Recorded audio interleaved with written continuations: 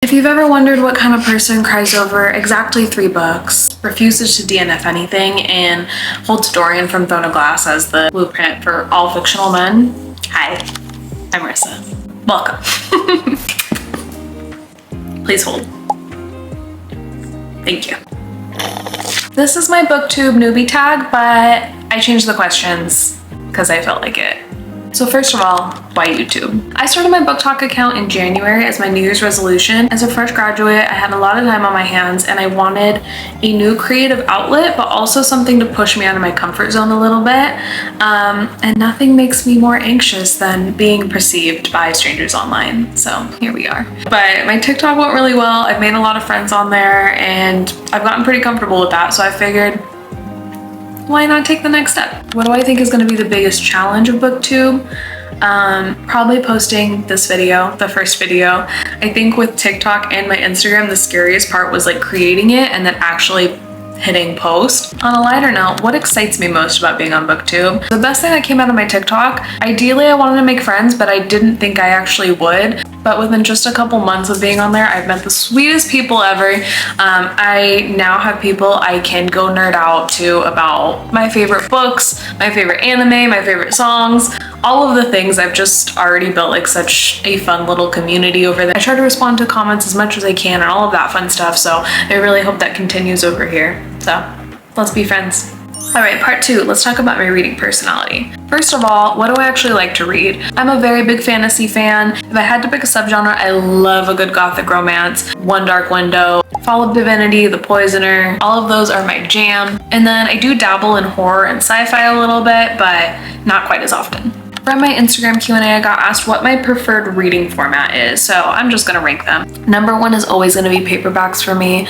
I like physically like sitting and annotating my books. I feel like I actually connect with the stories a little bit better. Secondly, I'd probably have to go with Kindle or e-reader. I like that I can highlight on them. It's just not as magical as holding a physical book. Third is probably audiobooks. Don't get me wrong, I can't be alone with my thoughts too long, so I almost always have one going.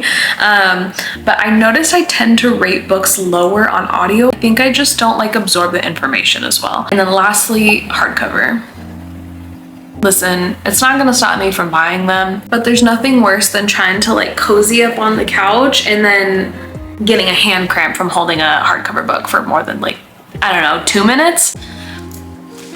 It's not comfy, I'm sorry. Next question, what's my favorite trope? I want a good star-crossed lovers. I could do without the enemies to lovers, friends to lovers. I don't care. I don't care about any of the other ones. If I could only read one trope, it would probably be that. I wanna see them yearn. I wanna see them fight to be together against all odds. That's my jam. Anyways, what is my toxic reading trait? Honestly, I can't DNF a book to save my life.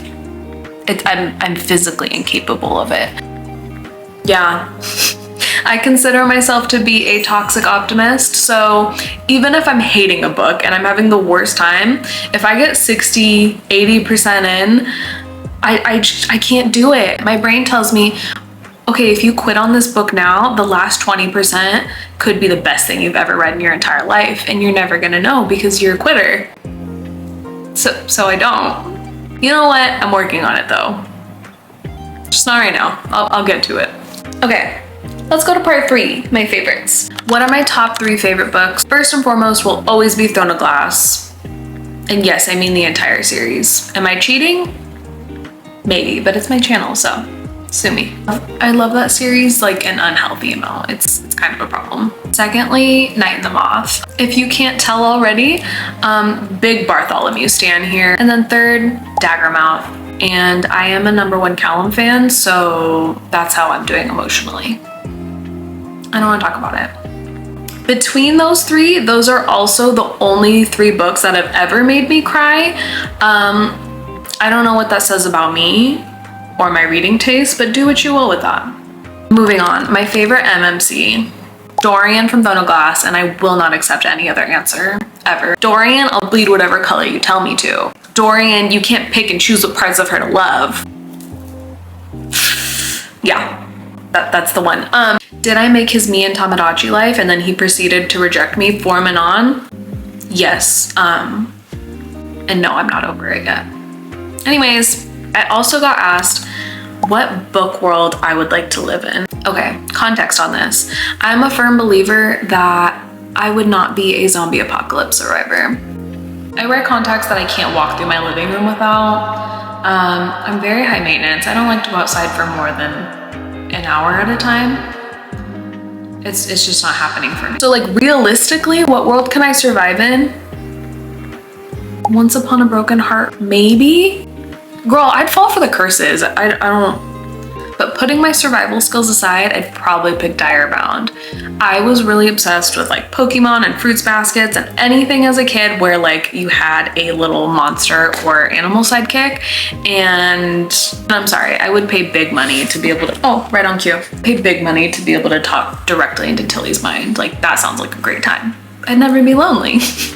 Part 5, let's talk hot takes. What's a bookish opinion I only admit after we've been friends? I didn't like Onyx Storm.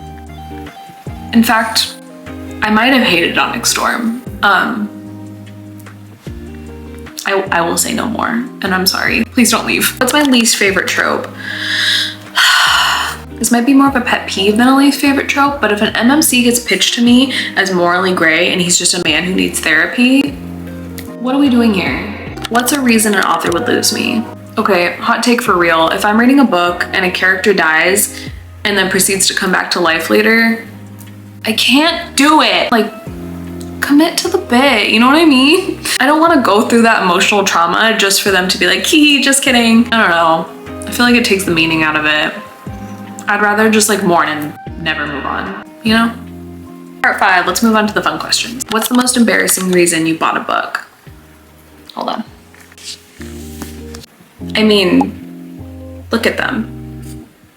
Do I really need to explain myself? Let's do some rapid fire facts, because why not? Cows are my favorite animal, and I did in fact have a pet cow whose name was Deja Vu. Love of my life. Outside of social media, I work in education. My favorite bands of all time are Never Shout Never and Pierce the Veil. Yes, my playlist has been the same for 10 years, sue me. Lastly, I'm a huge Korean drama and shoujo anime fan, so every time I'm reading a romance, I'm forever chasing the high of that type of slow burn. So if you have any kind of slow burn recommendations like that, drop them. Drop them immediately, I need them. Please and thank you. And last, let's just do a mini shelf tour.